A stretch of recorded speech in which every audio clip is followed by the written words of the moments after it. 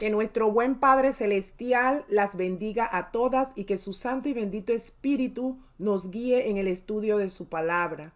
Hoy quiero hablar de una mujer del Antiguo Testamento que con su belleza y su carácter ganaron el corazón de un rey. Ella combinó valor con un buen planeamiento, estuvo abierta al consejo y dispuesta a actuar. Estaba más preocupada por los demás que por su propia seguridad. Su nombre es Esther. Y la lectura bíblica está basada en el libro de Esther, capítulo 4, versículo 1 al 17. Pero antes, permítanme, a manera de introducción, decirle lo siguiente para que puedan comprender mejor la lectura. Mardoqueo era un oficial judío que llegó a ser segundo en el rango después del rey Asuero. La vida de él estuvo llena de desafíos que él convirtió en oportunidades. Cuando murieron sus tíos, adoptó a Esther, la hija de ellos y por lo tanto su prima. Más tarde, cuando fue llevada al harén de Asuero y elegida para ser reina, Mardoqueo continuó aconsejándola. Muy poco tiempo después de esto, se vio en un conflicto con Amán, el recién designado jefe de gobierno de Asuero, según Esther capítulo 3, verso 8 al 10. Aunque deseaba servir al rey, Mardoqueo se negó a adorar al representante del rey. Amán estaba furioso con Mardoqueo, así que planeó hacer matar a Mardoqueo y a los judíos. Su plan se convirtió en una ley para los medos y los persas, y los judíos habían sido sentenciados. Sin embargo, Mardoqueo deseaba servir a Dios donde estuviera. Habló con Esther y le dijo que quizá la razón por la que Dios le había permitido ser reina era para que salvara a su pueblo de esa amenaza. Lectura del libro de Esther, capítulo 4, verso 1 al 17, dice lo siguiente. Luego que supo Mardoqueo todo lo que se había hecho, rasgó sus vestidos, se vistió de cilicio y de ceniza y se fue por la ciudad clamando con grande y amargo clamor. Y vino hasta delante de la puerta del rey, pues no era lícito pasar dentro de la puerta del rey con vestido de cilicio. Y en cada provincia y lugar donde el mandamiento del rey y su decreto llegaba, tenían los judíos gran luto, ayuno, lloro y lamentación. Cilicio y ceniza era la cama de muchos. Quiero hacer un paréntesis en estos 3 primeros versículos que acabo de leer. Cuando rasgó sus vestidos, se vistió de cilicio y ceniza, vemos que aunque Mardoqueo estaba angustiado por esto, recordemos también que su integridad había ocasionado una situación. Él clamó con grande y amargo clamor, pero eso no podía hacerlo cambiar de opinión ni de ir a los pies de Amán para salvarse a sí mismo o a su pueblo. Ahora, esto no era solo por la integridad personal de Mardoqueo, sino que también porque él conocía el carácter de los de las leyes de los persas, que no podían ser cambiadas una vez decretadas, según el libro de Esther, capítulo 1, verso 19. Por otro lado, la reacción de Mardoqueo fue imitada a lo largo de todo el imperio persa con expresiones públicas de lloro y lamentación.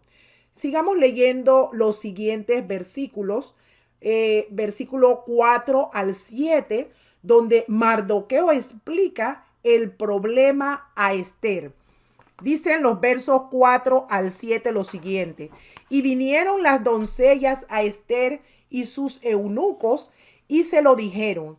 Entonces la reina tuvo gran dolor y envió vestidos para hacer vestir a Mardoqueo y hacerle quitar el cilicio, mas él no los aceptó. Entonces Esther llamó a Atac, uno de los eunucos del rey, que él había puesto al servicio de ella, y lo mandó a Mardoqueo con orden de saber qué sucedía y por qué estaba así. Salió pues Atac a ver a Mardoqueo a la plaza de la ciudad que estaba delante de la puerta del rey. Mardoqueo le declaró todo lo que había acontecido y le dio noticia de la plata que Amán había dicho que pesaría para los tesoros del rey a cambio de la destrucción de los judíos. Vemos que Esther, viviendo en aislamiento en el palacio, no se había enterado de este decreto. Por eso ella no podía entender por qué su primo Mardoqueo tenía tal actitud.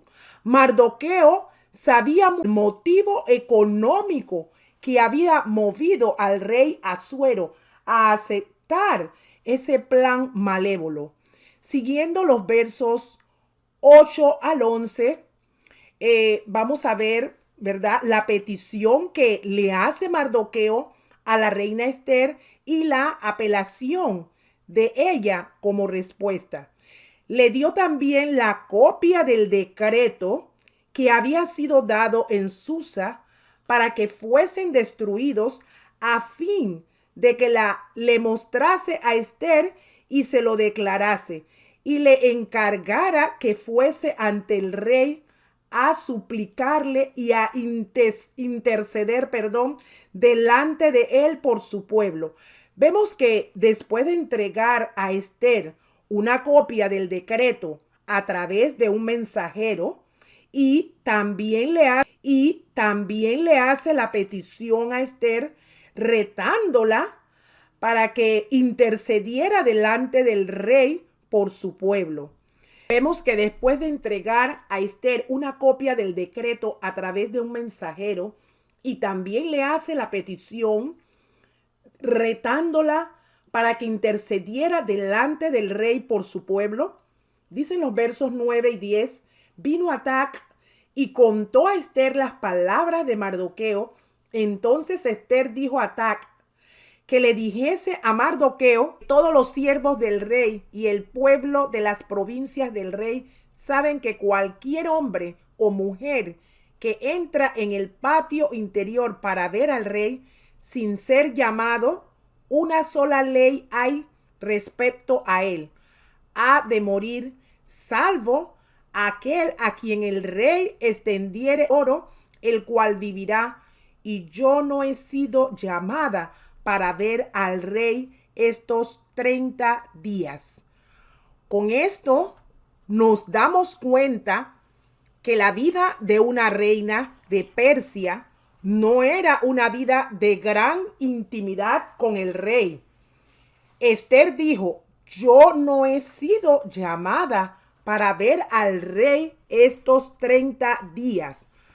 A pesar de que Esther era la reina y compartía algo de la riqueza y del poder del rey, su posición no significaba que no necesitara la protección y la sabiduría de Dios. Y esto nos debe dar a entender que ningún humano en ningún sistema político está seguro con su propia fuerza. Es una idea vaga pensar que la riqueza o la posición social nos pueden hacer inmunes al peligro. La liberación solo proviene de Dios. Dios nos menciona específicamente en el libro de Esther, pero es obvio que Mardoqueo esperaba que Dios liberara a su pueblo, al igual Esther. El verso 12 dice que le dijeron a Mardoqueo las palabras de Esther. Y leemos en los versículos 13 y 14 lo que él le responde. No pienses que escaparás en la casa del rey más que cualquier otro judío, porque si callas absolutamente en este tiempo, respiro y liberación vendrá de alguna otra parte para los judíos, mas tú y la casa de tu padre pereceréis. Y quién sabe si para esta hora has llegado al reino. Esther era judía y extranjera, y su esposo el rey era pagano y muy orgulloso, y digamos que no era conocido por sus virtudes, ya que era un hombre iracundo, o sea, estaba lleno de ira, era impetuoso y con poca sabiduría. Entonces, el primo y padre adoptivo de Esther, o sea, Mardoqueo, que había sido deportado de Jerusalén por Nabucodonosor, rey de Babilonia, y después Babilonia fue conquistada por Persia, no era de conocimiento público que él y Esther eran judíos, pero Mardoqueo estaba seguro que no serían exterminados y declara que no fue una casualidad que ella fuera la reina. Vemos que Dios había puesto a Esther en esa posición de prominencia para salvar a los judíos. Esa era la misión de Esther, aunque peligrosa y difícil, pero si venía de parte de Dios, tenía que cumplirla. Cuando vemos a líderes malvados que viven y a líderes buenos que mueren jóvenes, quizás algunos se preguntarán si Dios todavía regula los acontecimientos del mundo. En el libro de Daniel, capítulo 2, verso 21, nos dice: Él muda los tiempos y las edades, quita reyes y pone reyes, da la sabiduría a los sabios, ciencia a los entendidos. Aquí vemos que Daniel vio a gobernantes malvados con un poder casi ilimitado, pero sabía y proclamaba que Dios controlaba todo lo que sucediera. No sé cuántas de ustedes se han visto que tengan que enfrentarse a un público hostil, confrontar a un amigo sobre un tema delicado, o tener que hablarle a sus familiares acerca de los cambios que se deben hacer. Tengamos presente que siempre que el mundo se mueve de acuerdo a los propósitos de Dios, y permitamos que este conocimiento nos dé confianza y paz, suceda lo que pueda suceder en nuestras vidas. Y para ir finalizando, vamos a leer los versículos 15 al 17, donde Esther acepta interceder ante el rey por los judíos y manda a responder a Mardoqueo diciéndole: Ve y reúne a todos los judíos que se hallan en Susa y ayunad por mí, y no comáis ni bebáis en 3 días, noche y día. Yo también con mis doncellas ayunaré igualmente, y entonces entraré a ver al rey, aunque no sea conforme a la ley, y si perezco, que perezca. Entonces Mardoqueo fue e hizo conforme a lo que le mandó Esther. Vemos que al llamar al ayuno, Esther estaba pidiendo que los judíos oraran para pedir la ayuda a Dios en su peligrosa misión. En el Antiguo Testamento, la oración siempre acompañaba al ayuno. Vemos allá en en el libro de Éxodo, capítulo 34, versos 27 y 28, vemos el caso de Moisés cuando Jehová Dios hace un pacto con él y el pueblo de Israel. Estuvo allí con Jehová 40 días y 40 noches. No comió pan ni bebió agua, y escribió en tablas las palabras del pacto, los 10 mandamientos. Vemos también el caso del escriba Esdras, de su regreso a Jerusalén. Su viaje se frenó mientras esperaba de reclutar levitas. Esdras y el pueblo viajaron aproximadamente 1440 kilómetros a pie. Se dice que ese viaje los llevó por territorio difícil y peligroso y duró aproximadamente 4 meses. Ellos oraron para que Dios los protegiera y les diera un buen viaje. Quizás nuestros viajes pueden no ser tan difíciles ni peligrosos en la actualidad como lo fue el de Esdras, pero debemos reconocer nuestra necesidad de pedir a Dios su guía y protección en todo momento. Hermanas y amigas oyentes, servir a Dios a menudo demanda que arriesguemos nuestra propia seguridad, pero Él tiene un propósito para las situaciones en las que nos coloca.